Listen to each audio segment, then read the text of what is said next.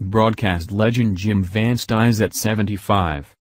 For 48 years at NBC4, Jim Vance's smooth voice and calm presence made viewers feel that, no matter how bad the news was, it would be okay.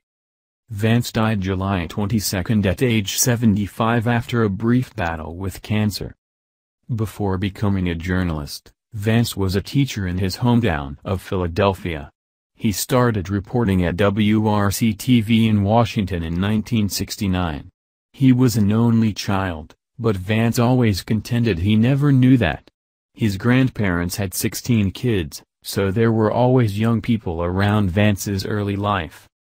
Vance made a name for himself covering stories all over the world, including Vietnam, El Salvador, and South Africa. But he didn't have to go far for some of his best work, reporting on the people in his beloved adopted hometown of Washington.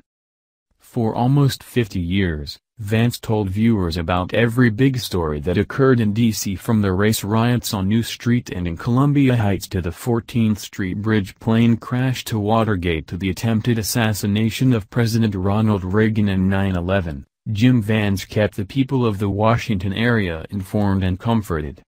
He covered the inaugurations of 12 presidents and all 7 of D.C.'s mayors. In 1977, Vance was the person the Hanafi Muslims asked to speak to the night they seized 3 buildings, and he was the first journalist Marion Barry called after he got arrested. Vance's view provided a dose of reality that could be refreshing, even for those who disagreed with him. Vance has some dark times as well, struggling with drugs and depression. But his openness about those struggles further endeared him to the people of Washington and provided him with the opportunity to teach young people that there was a better way.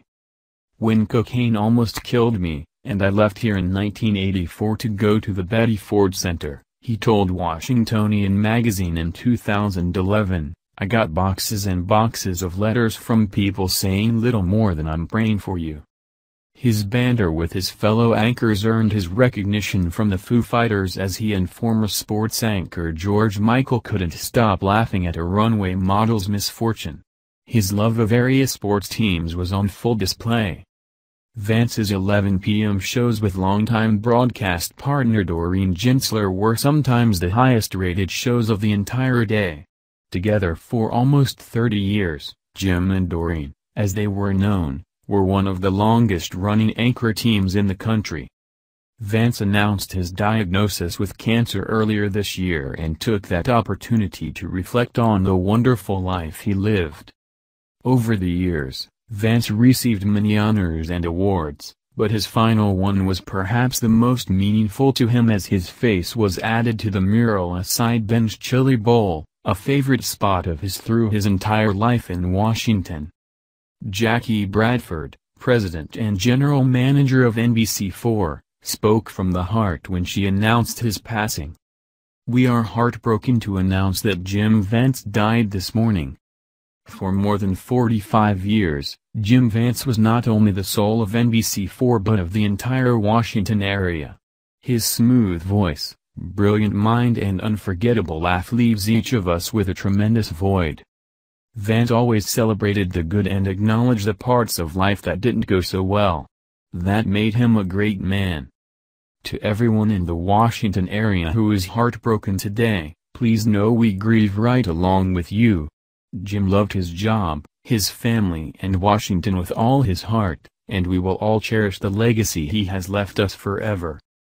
Jim Vance never grew tired of reminding himself where he came from and how lucky he was to be invited into area homes for so many decades.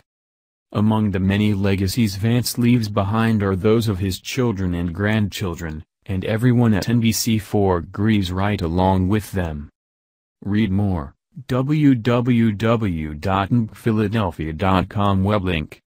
Follow us, @NBCPhiladelphia on Twitter, NBCPhiladelphia on Facebook.